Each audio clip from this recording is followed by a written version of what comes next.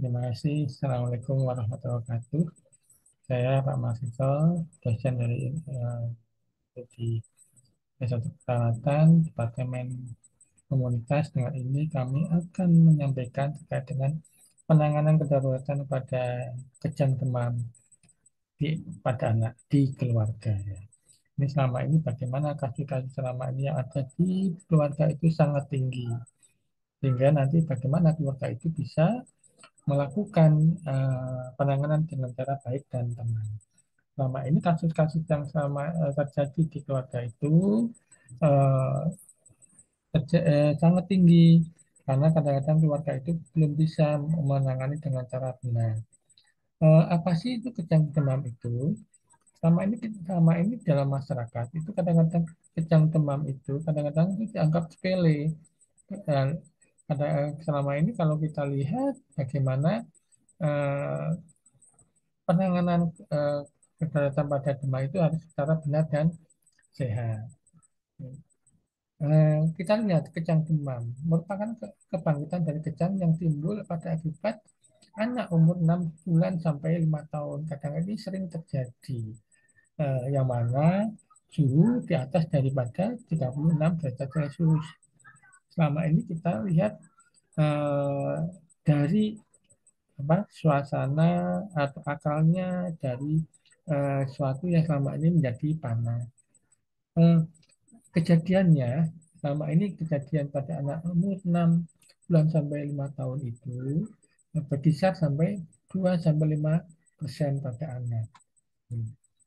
Bagaimana selanjutnya kita harus tahu eh, terkait dengan penanganan kejang demam. Klasifikasinya, kita lihat klasifikasi pada kejang demam itu ada yang namanya simple fever cellular. Ya ini sama ini kejang demam sederhana. Kejang demam yang kompleks itu kompleks fibroz cellular. Itu yang namanya yang bedanya apa? Yang kita lihat dari perbedaannya. Kejang demam sederhana itu pertama, kejang demam yang berlangsung selalu singkat, kurang dari 15 menit. Ini sering terjadi pada anak. Bentuk-bentuk kejang demam ini antara lain kejang umum, disebut dengan kejang tonik atau kejang kronik. Tonik kronik. Ya, sehingga tidak berulang-ulang sekitar berlangsung dalam waktu 24 jam. Kecuali berulang-ulang terus nanti menimbulkan kejang sederhana itu. Kalau kejang kompleks, ini kompleks berarti katanya menyeluruh. Selama ini kita lihat kejang menyeluruh itu satu berikut. Penggolongannya adalah berlangsung lama, lebih dari 15 menit. Ini kelihatan kompleks, berarti semua anggota tubuh itu akan terjadi suatu kejadian kejang pasien. Atau di sini ada kejang lokal atau parsial atau sisi atau kejang umum atau seluruh yang didahului dengan dari parsial dulu. Yang berikutnya eh, berlangsung atau lebih dari satu kali dalam waktu 24 jam. Ini namanya kejang kompleks. Pemeriksaan penunjang bagaimana? Atau selama ini yang kita lihat dalam kalau di rumah sakit. Kalau di keluarga nanti akan kelihatan tidak sampai melakukan pemeriksaan laboratorium. Tetapi lebih baik kalau memang eh, ditangani secara benar, maka pemeriksaan laboratorium itu penting. Pertama, pemeriksaan laboratorium tidak rutin tetapi harus dikerjakan untuk mengevaluasi apa sih penyebabnya. Apakah karena daripada infeksi atau karena kekurangan elektrolit atau karena gula darahnya. Ini dari kira-kira dari pemeriksaan laboratorium. Mungkin kalau selama ini, biasanya kalau di keluarga itu kadang-kadang, oh karena panas, oh karena kekurangan cairan, sehingga jadi demam, atau terjadi suatu gangguan meningitis. Nah, kalau di rumah sakit ini bisa digunakan menggunakan fungsi lumbar untuk mengetahui apakah terjadi suatu eh, kasus-kasus dari meningitis.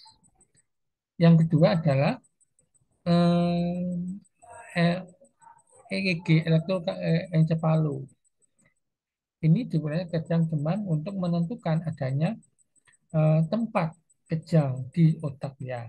Ini akan mendeteksi bagaimana eh, otak itu akan terjadi suatu kerusakan. Yang kedua pencitraan, pencitraan dari CT scan, ini MRI, magnetic resonance imaging ya. Ini dilakukan pada neurologis yang menetap misalnya pada varises atau terjadi suatu gangguan parese pada nervus kranial. Ini eh, dilakukan dengan cara CT scan. Apa sih yang disiapkan oleh keluarga? Ini keluarga harus bersifat tenang, jangan sampai dari suatu gangguan atau ketakutan.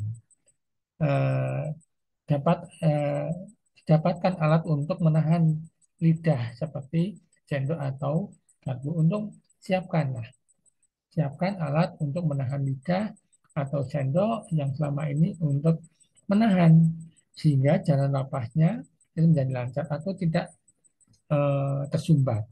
Kalau selama ini tersumbat bisa menyebabkan daripada eh, apa namanya gangguan pernapasan atau eh, tersumbatnya jalan nafas. Ini kemungkinan-kemungkinan apa yang selama ini kita lakukan kejang bernama itu? Pertama, faktor risikonya. Kemungkinan faktor risiko yang berulang selama ini terjadi suatu kejang demam, riwayat kejang demamnya, bagaimana riwayat epilepsinya dalam satu keluarga, itu merupakan daripada riwayat kejang demam atau epilepsi dalam keluarga.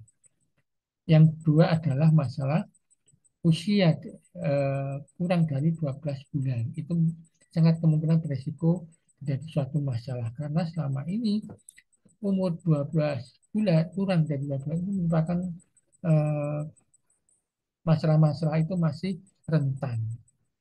Yang mana ketahanan tubuh, cairannya masih ketergantungan. Yang berikutnya adalah suhu tubuh kurang dari 29 derajat saat kejang. Ini eh, sangat menjadikan kemungkinan kejang akan berulang. Interval waktu yang singkat antara awitan, demam dengan terjadinya kejang. Awitan di sini adalah awal dari suatu masalah kejang. Eh, yang berikutnya di sini adalah kejang demam itu terjadi pertama merupakan kejang dari kompleks menyeluruh dari suatu permasalahan. Gitu ya. Tata laksananya kejang ini kalau di rumah sakit memang kita lihat rumah sakit atau di rumah siapkan apa diazepam rektal atau kompres. Diazepam rektal itu biasanya ada 0,5 setengah sampai 0,75 miligram per kilogram atau diazepam rektal 5 miligram untuk anak dengan berat badan kurang dari 12 kilogram dan 10 kilogram untuk berat badan yang lebih dari 10 miligramnya ya dari yang 12 kilogram. Kalau di keluarga itu dilakukan dengan cara tadi penanganan pakai sendok lidahnya ditahan dan sikapnya harus tenang. Itu yang menjadi penanganannya. Jika kejangnya belum berhenti, berulang lagi dengan cara bagaimana dosisnya, intervalnya, waktunya ditambah, ulang lagi 5 menit kemudian. Bila 2 kali pemberian diazepam tentang masih kejang dianjurkan bawa ke rumah sakit. Ini yang agak capek nanti terlambat dalam penanganannya gitu.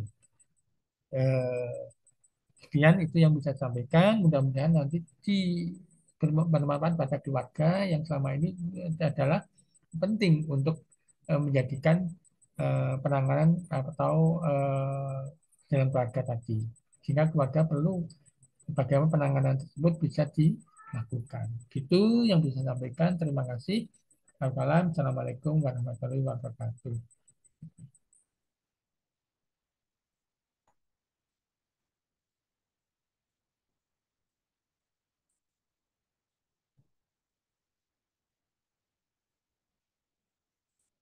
Hmm.